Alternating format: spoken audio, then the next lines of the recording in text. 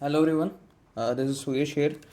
So now in this video we'll be discussing on the anatomy of tongue, that is the part of our proper oral cavity. Okay, specifically we will be seeing in this video the full anatomy of the tongue. Okay, the videos will be in two parts, and second video will be on the muscles of tongue. Okay, so in this video we'll be just discussing on the basic and the basic external structures and the papillas which are present and their characteristics we'll be discussing, and the parts and overview.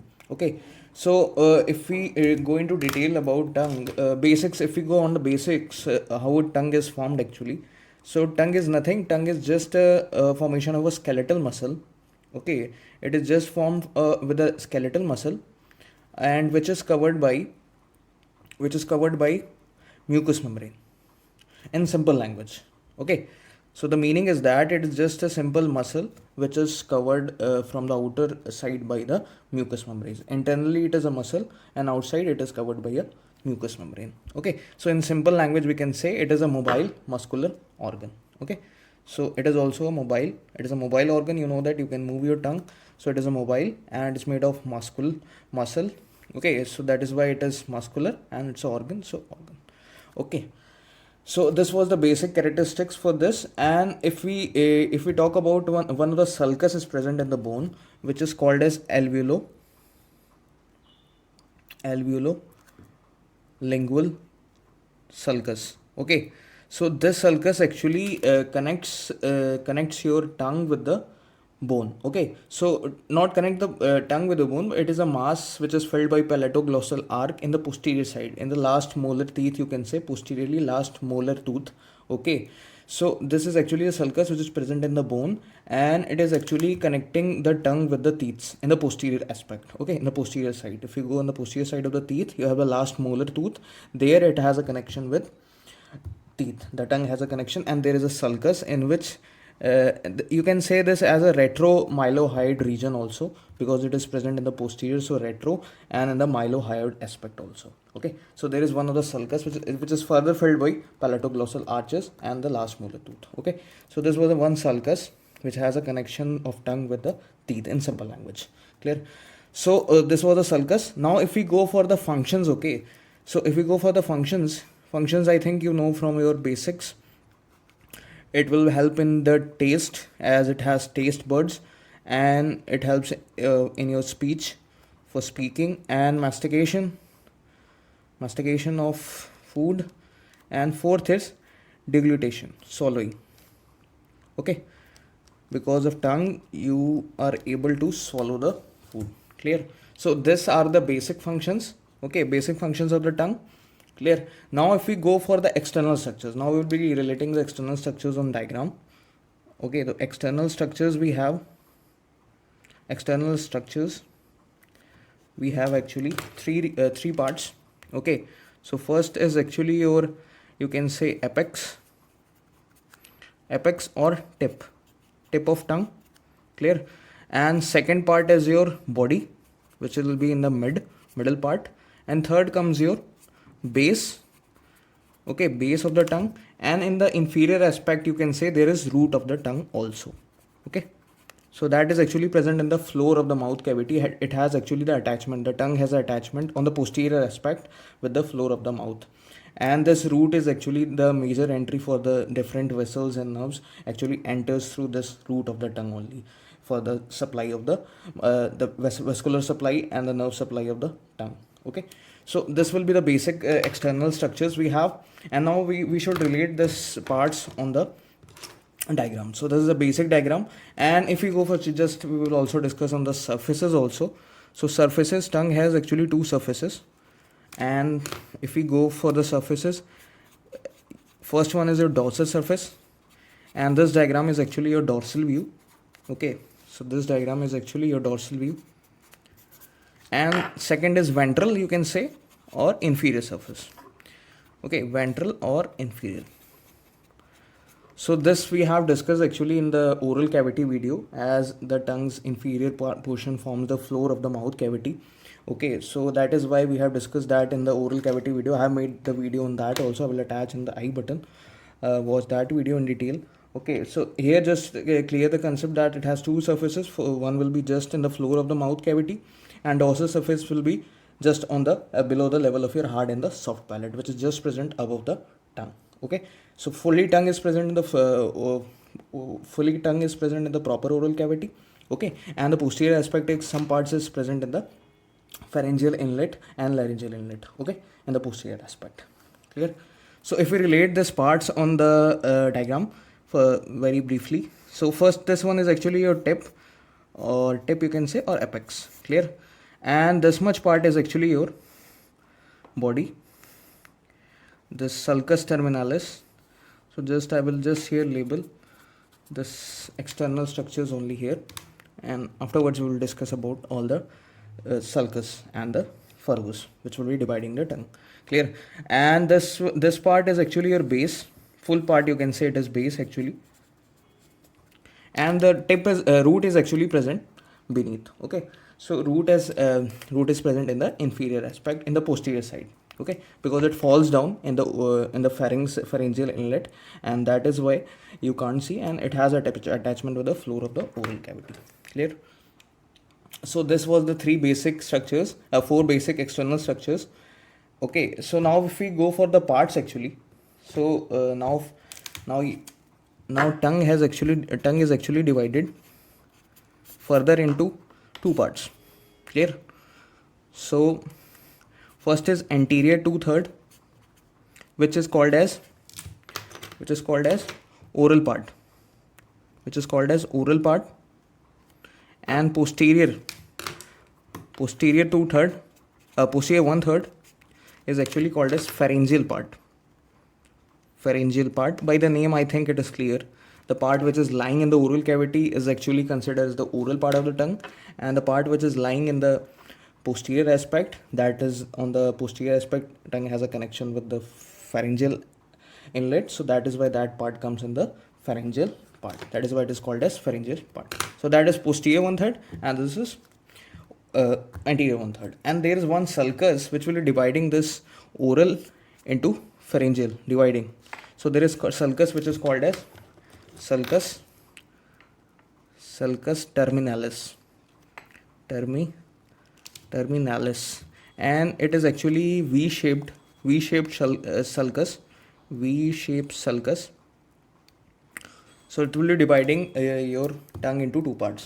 So just we will be just now seeing these parts on this diagram. So this black line you can see, this black line is actually called as your sulcus terminalis. Black line, this V part you can see clearly, this is actually your sulcus terminalis. Clear? So now you can relate it, the part which is just in front or in the interior aspect, this much part comes your oral part. Clear? Oral part. And the part here, fully part, the posterior 1/3 and anterior 2/3. Clear? And this is actually your pharyngeal part. Clear? So the main motive is to tell that sulcus terminalis is dividing the tongue into two parts. The part which is just on the posterior side is pharyngeal part, comes in the pharyngeal aspect, and the part which is on the anterior side is in the oral part, which comes in the oral cavity. I think it is clear. So if we don't have to discuss detail in this parts, okay, apex is most mobile part. I'm telling you briefly. Apex, the tip or apex is the most mobile part. Okay, mobile. And if we come to the body, so body has number of taste buds here. Numbers of taste buds and papillas are present in the body region. You can see, I will discuss later. Okay, later we'll be discussing each papillas in detail. Now for the remembrance, just remember the papillas are present in the region of body. Okay, so body is also called as dorsum also here, because it's on the dorsal side. So it is also called as dorsum of body. And the base, now base, so base doesn't have any papilla. No papillas are present in base. Okay, but papillas are not there, but you can see these red markings. These are actually aggregation of lymphoid tissues. So this red ones are actually lymphoid follicles. Clear? So red ones are actually lymphoid follicles, and which forms one tonsils here, which are irregular shape and size, and they are called as lingual tonsil. lingual tonsil. So just don't confuse it with the papillas. Okay, so the tonsils are in the region of your base, or you can say in the pharyngeal part. Clear? And the oral cavity, it has papillas. Okay, different papillas, 4 types of papillas we have. Okay, so we will be discussing later on. And for the remembrance, just here remember this rad patchy structures, the velvety pinkish appearance here. You can see these are actually a lingual tonsil. Okay, pharyngeal lymphoid apparatus. Clear? So this much is clear. So if we go root I have told you root has just a connections with your mandible actually. Okay, mandible bone is connected there, and the muscles are also connected with the hide bone. In the muscles of tongue we will discuss each muscles in detail. So just for the remembrance, genioglossus, hyloglossus, styloglossus. So these muscles will be just keeping this tongue in attachment. Okay, it will not move anywhere. So that is why when you swallow the food, tongue is not swallowed. So because of these attachments with the muscles in the mandible, so these attachments keep the adhere formation of the tongue with the mandibles and the different muscles which are going towards the styloid process, styloglossus, genioglossus, and hyloglossus towards the hide bone from the tongue. Clear? So these are the root, which will be, and root is the entry for different nerves and vessels. Clear? So clear. Oral part, pharyngeal part we have, and we have discussed all the parts. Now let's move on to the papillas. Each papillas we'll be discussing and labeling on this diagram. So first we have the largest papilla, and which is called as valate or circumvallate.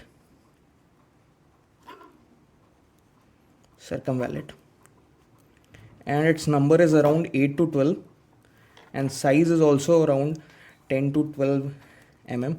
Okay, so here in this diagram you can see this circle ones. So it has serous glands also here in the taste buds. Okay, serous glands for the mucus secretion. Okay, so this circle one is just a conical appearance of this, and it's very wide, around 8 to 10 mm, and here you can see it has 9 in numbers, so it can vary around 8 to 12. Okay, so it is just present in front of the sulcus terminalis. So remember this point in the V aspect, and it is conical or circular in shape. So I will be labeling it here.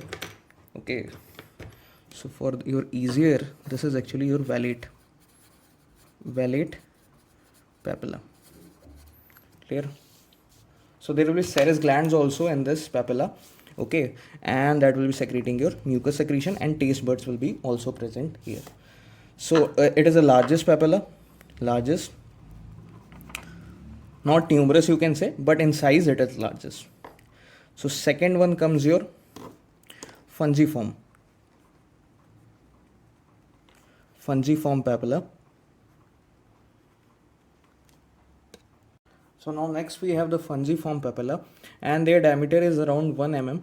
Okay, and here the papilla valate is around 1 to 2 mm in size. Okay, diameter actually, and but it is largest. Okay, largest but not numerous. Okay, so but here the size is 1 mm, and its base is narrow. Base is actually narrow, and the head of this papillas are just you can say just pointed like pin heads. It has pin heads, specific characteristics. And if we label it here, and if we go for the location where it is present, it is actually mostly present in the lateral margin. This you can see orange one. This orange one is actually your fungiform